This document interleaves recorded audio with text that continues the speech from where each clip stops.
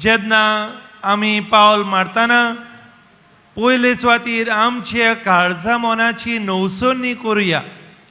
आमच्या जिवितान जेजू भितर घेवंक, आमचे मन काळीज साफ करूंक, नाताळा समयार जेजू आमच्या काळजांत जल्मा काडूंक आमी वावरुया.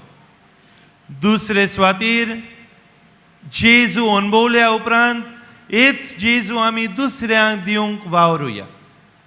जेजूची तत्वां प्रमाणे, जेजूचे शिकवणे प्रमाणे आमी चलता तेन्ना एकामेका सोवे मोगान, आदारान, एकामेकाक उस्क्यान दाखोवंक, एकामेकाक पावूंक जेजू आमकां सगल्यांक उलो मारतात.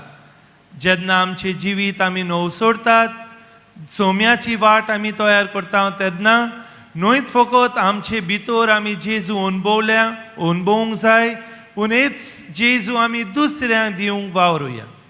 एकामेका सोवे जेजू आमी वांट्टना जेजू आमी दुसऱ्या सोवे अणभवूंक पावतल्या. तर आयज हो दुसरो संदेश आमकां सगल्यांक जेजू आमी दुसऱ्यांक दिवया. जिवीत नवसरूंक जेजू दुसऱ्या सोवे आमी अणभवया.